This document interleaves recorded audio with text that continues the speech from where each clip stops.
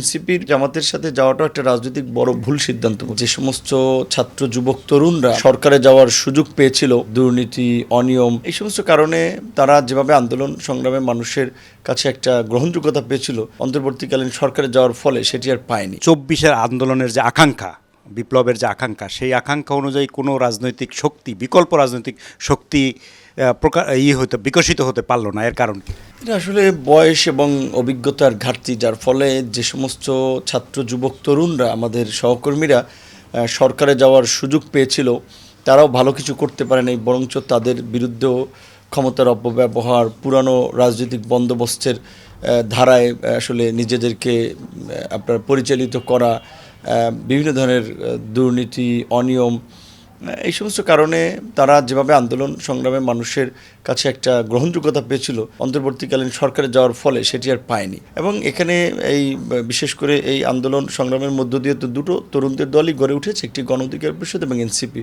এই দুটো দলকেও আমরা এক করতে অনেকবার চেষ্টা করেছি। সেখানে ওই যে আপনার নানান আপনার সুবিধাবাদী গোষ্ঠী তারা আসলে এক হতে দেয় নাই। কারণ হচ্ছে তরুণরা যদি এক হতো, তাহলে আজকে এই তরুণদের প্ল্যাটফর্ম হতো প্রধান বিরোধী দল, এবং সরকারি দল বিরোধী দল অকারণে বিরোধিতা নয়, তাদের মধ্যে একটা যৌক্তিক বোঝাপড়াও থাকতে হবে। সেখানে বিশেষ করে এনসিপির জামাতের সাথে যাওয়াটাও একটা রাজনৈতিক বড় ভুল সিদ্ধান্ত বলে আমার ব্যক্তিগত বিবেচনায় মনে হয়।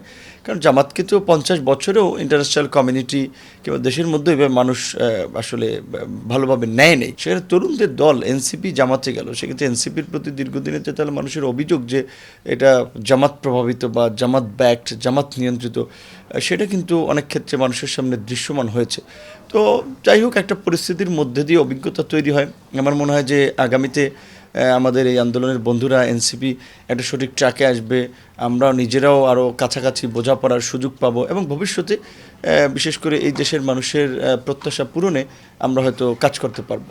এনসিপি লাঞ্ছিত হয়েছে, কিন্তু আপনার দল গণ অধিকার পরিষদ সেটাও তো অনম্যান আর্মি হয়ে গেল। এখন এইখানে আসলে বলতে গেলে যে ধরেন গণ অভ্যুত্থান পরবর্তী সময় আমরা যদি এনটি বিএনপি একটা পজিশন নিতাম, তাহলে কিন্তু আমাদের রাজনীতি কারণ দেশে তো ধরেন দুইটা দল ছিল, আওয়ামী লীগ এবং বিএনপি।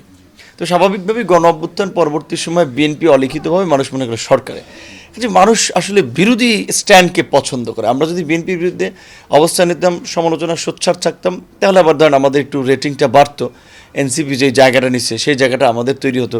কিন্তু আমাদের দীর্ঘদিনের আসলে একটা বোঝাপড়া বিএনপির সাথে, তারেক রহমানের সাথে, আমরা সেই কমিটমেন্টের জায়গা থেকে সরতে চাইনি, যেই কারণে আমরা কিন্তু বিএনপির বিরোধিতা করিনি বা বিএনপির অ্যাগেনস্টে দাঁড়াইনি, যার ফলে আমরা বিএনপির সাথে নির্বাচনে জোট করেছি। এখন বিএনপি আমাদেরকে এখানে দুটো সিটে ছাড় দিয়েছে। এখন বিএনপি যদি 10টা সিটে ছাড় দিত, তাহলে আবার ধরেন আমার তো মিনিমাম 8 জন এমপি হয়ে বের হয়ে আসতো। কিংবা আমি যদি এককভাবেও নির্বাচন করতাম কিংবা অন্য জোটেও নির্বাচন করতাম, তাও কিন্তু আমার 8-10 জন এমপি অন্তত মিনিমাম বের হয়ে আসতো, যেটা এনসিপির ক্ষেত্রে হয়েছে। তো আমরা তো আসলে একটা রাজনৈতিক কমিটমেন্টের জায়গা থেকে সরি নাই, দীর্ঘদিন বিএনপির সাথে ছিলাম। সেক্ষেত্রে আমার বিশ্বাস যে বিশেষ করে তারেক রহমান রাজনীতির বাস্তবতাটা বুঝেন, সে গণ অধিকার পরিষদ আজকের এই যে পরিবর্তিত প্রেক্ষাপট তৈরিতে সবচেয়ে অগ্রণী ভূমিকা পালন করেছে, এবং বলা চলে এই পরিস্থিতির পাইওনিয়ার। এবং তারেক রহমান এটা একাধিকবার বলেছেন যে ভবিষ্যতে আপনাদেরকে নেতৃত্ব দিতে হবে, আপনাদেরকে দেশে আপনার ঘুরে দাঁড়াতে হবে। তো সেই জায়গা থেকে আমার মনে হয় যে অন্তত আমাদের দল থেকে আমি এককবার নির্বাচিত হলেও সামগ্রিকভাবে আমাদের দলকে মূল্যায়ন করে রাজনীতিতে যেন গণ অধিকার পরিষদ তরুণদের নেতৃত্বে একটা অবস্থান তৈরি করতে পারে, দেশে প্রগতিশীল রাজনীতির বিস্তারে কাজ করতে পারে, সেই বিষয়ে তারেক রহমানের একটা শুভ দৃষ্টি থাকবে আমাদের প্রতি সবসময়।